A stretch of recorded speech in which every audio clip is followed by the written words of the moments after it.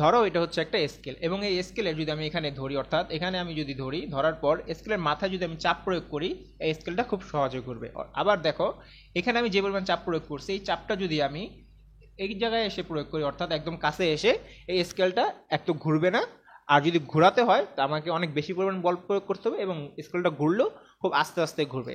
আবার যদি আমি এই জায়গায় না ধরে স্কেলের মাঝ বরাবর ধরি এবং এই দিক দিয়ে চাপ প্রয়োগ করি, এবং এইদিকে যে পরিমাণ চাপ প্রয়োগ করছি তার সমপরিমাণ চাপ যদি আমি আমার বিপরীত দিকে প্রয়োগ করি, তাহলে স্কেলটা ঘুরতে থাকবে, কিন্তু এর স্থানে কোনো পরিবর্তন হবে না। তো এই জিনিসটা কেন ঘটছে, যদি আমরা এই উত্তরটা জানতে চাই, আমাদের বুঝতে হবে বলের মোমেন্ট এবং কাপল। আর আমাদের অ্যাপ্লাইড মেকানিক্স বই অধ্যায় 3 মূলত বলের মোমেন্ট এবং কাপল নিয়ে। তো চলো মূল ভিডিওতে। তো দেখো, বলের মোমেন্ট এবং কাপলের অধ্যায় সর্বপ্রথম আমাদের জানতে হবে বলের মোমেন্ট কি। তো বলের মোমেন্ট হচ্ছে কোনো বস্তুর উপর প্রযুক্ত বাহ্যিক বলের ঘূর্ণন ক্রিয়াকে মোমেন্ট বলে। তো আমরা আমাদের সেই শুরুর উদাহরণে ফিরে যাই। তো ধরো এটা হচ্ছে একটা স্কেল।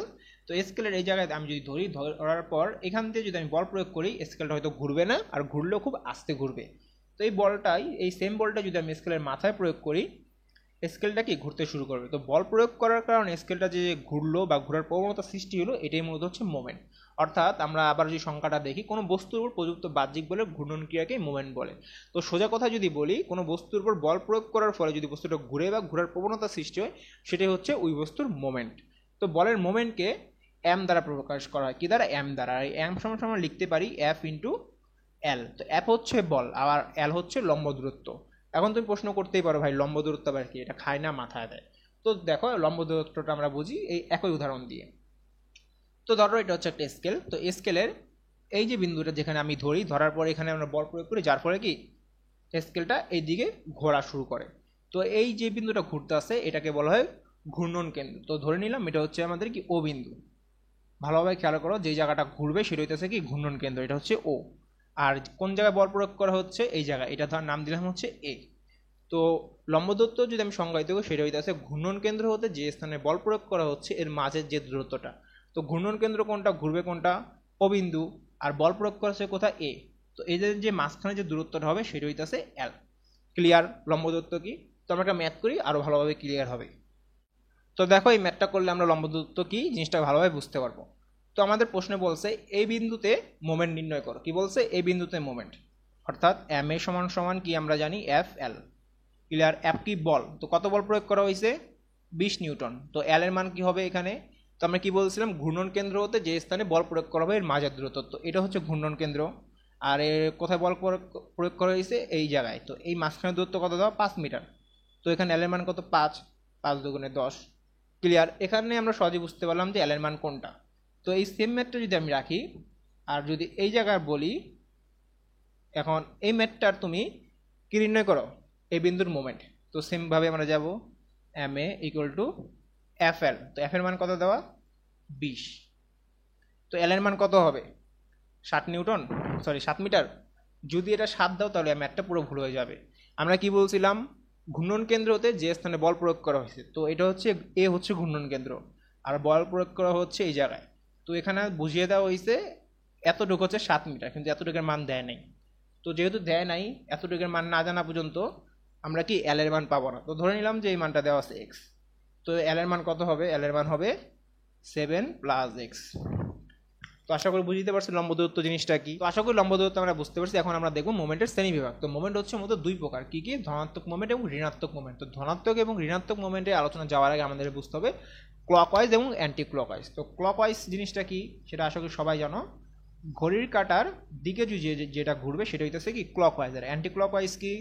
অ্যান্টি ক্লকওয়াইজ হচ্ছে যেটা ঘড়ির কাঁটার কি বিপরীত দিকে ঘুরবে সেটা হইতেছে কি অ্যান্টি ক্লকওয়াইজ। তো এটা আশা করি আমাদের কাছে ক্লিয়ার। তো এই জিনিসটা যদি আমরা বুঝে থাকি, এখন আমরা মোমেন্টের শ্রেণী বিভাগে চলে যাই। তো সর্বপ্রথম যেটা বলছে সেটা হচ্ছে ধনাত্মক মোমেন্ট। তো ধনাত্মক মোমেন্ট জিনিসটা কি? বল প্রয়োগ করার পরে যদি সেইটা ঘড়ির কাঁটার দিকে ঘুরে সেটা হইতেছে ধনাত্মক মোমেন্ট, আর বল প্রয়োগ করার পর যদি সেটা ঘড়ির কাঁটার বিপরীত দিকে ঘুরে সেটা হইতেছে কি ঋণাত্মক মোমেন্ট। তো ধনাত্মক মোমেন্ট এবং ঋণাত্মক মোমেন্টের আরও একটা উদাহরণ, অর্থাৎ ধরো এটা একটা স্কেল। তো স্কেল যদি আমি এদিকে বল প্রয়োগ করি, এটা কি এদিকে ঘুরবে। তো এটা হচ্ছে ধনাত্মক মোমেন্ট। আবার যদি বিপরীত দিকে বল প্রয়োগ করি, বিপরীত দিকে ঘুরবে ঋণাত্মক মোমেন্ট। তো এটা আমাদের ম্যাথে কীভাবে কাজে লাগবে সেটা আমরা দেখি। তো আমরা সেই স্কেলের উদাহরণটাই যাই। তো ধরো কি এটা হচ্ছে একটা স্কেল। তো স্কেলে যদি আমি এদিকে বল প্রয়োগ করি, তাহলে এটা কোন দিকে ঘুরবে? এদিকে। তো আমি যেখানে ঘড়ি অঙ্কন করি, তো এদিকে যদি একটা দেই, তো এদিকে যে বল প্রয়োগ করা হবে তাহলে এটা কি এদিকে ঘুরবে, তাহলে হচ্ছে ধনাত্মক মোমেন্ট। আর ধনাত্মক মোমেন্ট যদি হয় তাহলে এর মান হবে প্লাস। ক্লিয়ার? আর প্লাস মান দেওয়া লাগে না, তো এটা দিয়ে আমার মাথা ব্যথা নাই। সেমভাবে আর একটা উদাহরণ যদি আমরা যদি দিই, এটা একটা স্কেল, স্কেলের এটা হচ্ছে এদিকে দিলাম আমরা কি ঘূর্ণন কেন্দ্র, ঘূর্ণন কেন্দ্র এদিকে দেওয়ার পর যদি এদিকে বল প্রয়োগ করি তাহলে এটা কি হবে, তো সেমভাবে এটা যদি হয় ঘড়ি, তো যেহেতু এদিকে বল প্রয়োগ করতেছি তাহলে কি এটা এদিকে ঘুরবে, তাহলে এটা হবে কি ঋণাত্মক মোমেন্ট। তো ঋণাত্মক মোমেন্টের ক্ষেত্রে মোমেন্টের মান হবে নেগেটিভ। তো ঋণাত্মক মোমেন্ট যদি হয় তাহলে অবশ্যই কি সাইডে নেগেটিভ চিহ্নটা দিতে হবে। তো ধনাত্মক মোমেন্ট এবং ঋণাত্মক মোমেন্ট আশা করি আমরা বুঝতে পারছি। এখন একটা জিনিস খেয়াল করো, আমরা একটু আগে যে ম্যাথ করলাম 20 নিউটনের 5 মিটার এই বিন্দুর, এই ম্যাথটার দিকে খেয়াল করো, এবং আমরা যতগুলো উদাহরণ দিছি সবগুলোর মধ্যে দেখো মাত্র একটা একটা বল ছিল। যদি কোনো কারণে একের অধিক বল থাকে সেক্ষেত্রে আমরা মোমেন্ট কীভাবে নির্ণয় করব, তো একের অধিক যদি বল থাকে তখন আমরা মোমেন্টের সূত্র প্রয়োগ করব। এখন তোমার মনে একটা প্রশ্ন আসতেছে যে ভাই আপনি তো বলের মোমেন্ট বুঝে এলেন, বললেন যে বলের মোমেন্ট এম সমান সমান এফ এল, এখন আপনি বললে আবার বলতেছেন যখন দুইটা বল কাজ করবে তখন আবার মোমেন্টের সূত্র প্রয়োগ করব। তো বলের মোমেন্ট আর মোমেন্টের সূত্রের তফাৎটা কোথায়? তো এটা অনেক কাছাকাছি, হালকা একটা তফাৎ, সেটা হইতেছে, তো দেখো এই অধ্যায়ে যখন আমরা আসলাম তখন আমি একটা স্কেল দিলাম, দেওয়ার পর বললাম এদিকে বল প্রয়োগ করার কারণে কি স্কেলটা এদিকে ঘুরবে। কি বললাম, একটা স্কেলে এদিকে বল প্রয়োগ করার কারণে স্কেলটা এদিকে ঘুরবে। এই জিনিসটা তুমি এই অধ্যায়ে এসে ধরো জানবে। তো এই যে তোমার যে ধারণাটা যে এদিকে চাপ দিয়ে ধরার পর এদিকে বল প্রয়োগ করলে স্কেলটা এদিকেই ঘুরে, এই ধারণাটাই মূলত হচ্ছে বলের মুভমেন্ট। আর এই ধারণাটার যে গাণিতিক রূপ বা সূত্রের মাধ্যমে প্রকাশটাই হচ্ছে মোমেন্টের সূত্র। তো বলের মোমেন্ট কি, এই যে স্কেলটার এদিকে বল প্রয়োগ করার কারণে স্কেলটা এদিকে ঘুরতেছে, এইটা ধারণাটাই হচ্ছে মূলত বলের মোমেন্ট। আর এই ধারণার গাণিতিক প্রকাশ হচ্ছে মোমেন্টের সূত্র। তো এখন আমরা মোমেন্টের সূত্রটা দেখি। তো দেখো মোমেন্টের সূত্রটা কি, কোনো বস্তুর উপর সমতুল্য বল ক্রিয়ার ফলে যদি বস্তুটি সাম্যাবস্থায় থাকে তবে যে কোনো অক্ষ বরাবর সকল ধনাত্মক মোমেন্ট অবশ্যই সকল ঋণাত্মক মোমেন্টের সমান, অর্থাৎ বলগুলো মোমেন্টের বীজগণিতিক যোগফল 0। তো এখানে আমি অনেকগুলো কথা বলছি, এটাকে যদি আমি একদম শর্টকাটে একটা চিত্রের মাধ্যমে বলি সেটা হইতাছে, ধরো এটা হচ্ছে একটা বস্তু, এখানে একের অধিক বল কাজ করতেছে। ক্লিয়ার? তো একের অধিক বল যে কাজ করতেছে, বলগুলো কাজ করার ফলে এখানে কি মোমেন্ট সৃষ্টি হবে, তো এই মোমেন্টের মধ্যে অনেকগুলো ধনাত্মক মোমেন্ট থাকবে, অনেকগুলো কি ঋণাত্মক মোমেন্ট থাকবে। তো এই বস্তুর মধ্যে ক্রিয়ারত সকল ধনাত্মক মোমেন্ট এবং ঋণাত্মক মোমেন্টের যোগফল কি 0 হবে। তো আমরা বলতে পারি যে যোগফল ইকুয়াল টু 0।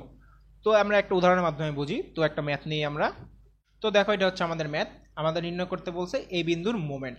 তো এখানে দুইটা বল কাজ করতেছে, তো আমরা কি বলছিলাম যে সকল ধনাত্মক মোমেন্ট এবং ঋণাত্মক মোমেন্টের যোগফল কি 0 হবে, বীজগণিতিক যোগফল 0।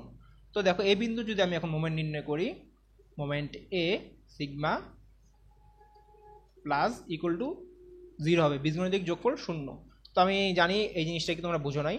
তো এম হচ্ছে কি মোমেন্ট আমরা জানি, এ হচ্ছে ঘূর্ণন বিন্দু, তো এখানে ঘূর্ণন বিন্দু হচ্ছে এটা, আর এম এ হচ্ছে এ বিন্দুতে ক্রিয়ারত সকল মোমেন্ট, আর সিগমা দ্বারা কি যোগফল এটা আমরা জানি। আর এটা হচ্ছে কি আমরা ধরে নিয়েছি যে মানটা আসবে সেটা হবে কি ক্লকওয়াইজ, তো ক্লকওয়াইজের চিহ্ন এদিকে এভাবে দিতে হয়, আর ক্লকওয়াইজ হলে কি হবে মান হবে প্লাস। তো আশা করি সিগমা এম এ, আর এটা হচ্ছে ক্লকওয়াইজ প্লাস, যদি মান মাইনাস আসে সেক্ষেত্রে আমরা কি এটা মাইনাস করে দেব। তো এই জিনিসটা আমরা আশা করি বুঝতে পারছি। এখন দেখো আমরা মান বসে আমরা কি জানি, এম ইকুয়াল টু কি এফ এল, তো এই সূত্র এখানে আমার ব্যবহৃত হবে। তো সর্বপ্রথম এই বলটার দিকে যদি তাকাই, এখানে এফ হচ্ছে কত 20 ইন্টু লম্ব দূরত্ব কত 5, আর এটা কি ঘড়ির কাঁটার দিকে ঘুরতেছে, এটা যদি তুমি এখন কল্পনা করো, তো দেখো বলটা এই দিকে ঘুরতেছে, অর্থাৎ এটা কি ঘড়ির কাঁটার দিকে, তো প্লাস সামনে দেওয়া দরকার নেই। এখন আসো এই বলটার দিকে, তো এই বলটা আবার কি ঘড়ির কাঁটার বিপরীতে ঘুরতেছে, অর্থাৎ এটা যদি আমি ধরি, দেখো এটা ঘড়ির কাঁটার বিপরীতে ঘুরতেছে, তো ঘড়ির কাঁটার বিপরীত দিকে ঘুরলে অবশ্যই মাইনাস হবে। মাইনাস হওয়ার পর এখানে এফ বলের মান দেওয়া আছে এফ ইন্টু লম্ব দূরত্ব দেওয়া আছে 4 ইকুয়াল টু 0। তো এখান থেকে আমরা কি অনায়াসে এফের মান নির্ণয় করতে পারি। এই সেম ম্যাথটাই তোমাদের অনুশীলনীতে আছে। তো আশা করি মোমেন্টের সূত্র কীভাবে ব্যবহার করতে হয়, মোমেন্টের সূত্রটা কি আমরা একটা ধারণা পেয়েছি। এখন আমরা দেখব মোমেন্টের সূত্র বা মোমেন্টে ম্যাথ করার জন্য যে দুইটা ধাপ আছে, আর এই দুইটা ধাপ দিয়ে তোমরা অনায়াস অধ্যায় 3 সকল ম্যাথ করতে পারবে। তো চলো ধাপ দুটা দেখি। তো দেখো এই দুইটা ধাপ ফলো করলে আমরা অনায়াসেই বলের মোমেন্টের সকল ম্যাথ করতে পারবো। তো সর্বপ্রথম ধাপটা হচ্ছে মোমেন্ট ও ঘূর্ণন কেন্দ্র নির্ণয় এবং লম্ব দূরত্বকে লম্ব ধরা। তো এখানে মোমেন্ট বলতে বোঝানো হয়েছে মোমেন্টটা ধনাত্মক না ঋণাত্মক, এই জিনিসটা নির্ণয় করতে হবে সবার আগে। আর 2 নম্বর ধাপ বলছে ভূমির সাথে কোণ থাকলে হবে কস থিটা আর লম্বের সাথে হবে সাইন থিটা। তো আমরা 1 নম্বরটা সবার আগে বুঝি। পরীক্ষার সময় অনেকগুলো বল থাকবে, কিন্তু আমি আপাতত একটা বল নিয়ে দেখাচ্ছি। তো আমরা আগে সেম চিত্রটা অঙ্কন করলাম। কি বলছে, সর্বপ্রথম মোমেন্ট নির্ণয় করতে হবে। তো এটা হচ্ছে আমাদের কি ঘূর্ণন কেন্দ্র। তো সর্বপ্রথম মোমেন্ট এবং ঘূর্ণন কেন্দ্র নির্ণয় করতে হবে। তো ঘূর্ণন কেন্দ্র নির্ণয় করা শেষ, সেটা হইতেছে কি এ। তারপরে আসি মোমেন্ট নির্ণয় করতে হবে। তো বলো তো এটা ধনাত্মক মোমেন্ট আর ঋণাত্মক মোমেন্ট হবে। তো অবশ্যই এটা বোঝাই যাচ্ছে এটা ঘড়ির কাঁটার দিকে ঘুরবে। তো এটা হচ্ছে কি ধনাত্মক মোমেন্ট। তো এতটুকুর কাজ আমাদের শেষ। তারপরে কি বলছে, লম্ব দূরত্বকে লম্ব ধরা। তো এর লম্ব দূরত্ব কোনটা, এর লম্ব দূরত্ব হচ্ছে এটা যদি এ হয়, এটা যদি হবে ও, তো এ ও হচ্ছে কি এর লম্ব দূরত্ব। আর এই যে লম্ব দূরত্ব, এটাকে আমরা কি লম্ব কল্পনা করব। কেন করব সেটা আমরা একটু পরে দেখতেছি। তারপরে বলছে ভূমির সাথে কোণ থাকলে হবে কস থিটা এবং লম্বের সাথে কোণ থাকলে হবে সাইন থিটা। তো দেখো সেম জিনিসটা আমরা অঙ্কন করলাম। এটার নাম দিলাম হচ্ছে এ। এবার আমরা একটা বল দিলাম, নাম দিলাম 30 নিউটন, এবং এখানে কোণ দিলাম সেটা হচ্ছে কত, 30 ডিগ্রি। এখন তোমাকে বলা হইলো যে এ বিন্দুর মোমেন্ট নির্ণয় করো। এখন তুমি তো অবাক, এই ম্যাথ তো আগে দেখো না, এরকম টাইপের। তো আমরা কি জানি, মোমেন্ট সমান সমান এফ ইন্টু কি এল। তো এটা দিলাম হচ্ছে 5 মিটার। ক্লিয়ার? তো এফ এর মান কত, 30 নিউটন, ইন্টু এল এর মান কত, 5। এভাবে করলেই তো হতো না, এভাবে করলে হবে না। কারণ দেখো এখানে কি কোণ দেওয়া আছে, যেহেতু কোণ দেওয়া আছে তাহলে আমার 2 নম্বরটা হিসাব করতে হবে। আমি কি বলছিলাম, লম্ব দূরত্বকে লম্ব ধরতে হবে, অর্থাৎ এই যে লম্ব দূরত্বটা এই পর্যন্ত, এটা হচ্ছে আমাদের কি এখন লম্ব। তো লম্ব যেহেতু পাইছি, তারপর কি বলছি, ভূমির সাথে হলে কস এবং লম্বের সাথে হলে সাইন। তো এখানে যদি আমি একটা কোয়াড্রেন্ট অঙ্কন করি, দেখো এইভাবে কল্পনা, এটা অঙ্কন করা যাবে না, দেখে বুঝতে হবে। তো এটা যদি হয় আমার লম্ব আর এটা যদি হয় আমার ভূমি, তাহলে বলো তো কোনটা কার সাথে আছে, কোনটা আছে কি লম্বের সাথে। যেহেতু লম্বের সাথে আছে তাহলে কি হবে সাইন থিটা। আর থিটার মানে এখানে কত, 30 ডিগ্রি। তো এখানে যে মানটা আসবে সেটা হচ্ছে কি আমাদের মোমেন্ট অফ এ। তো আশা করি বুঝতে পারছি।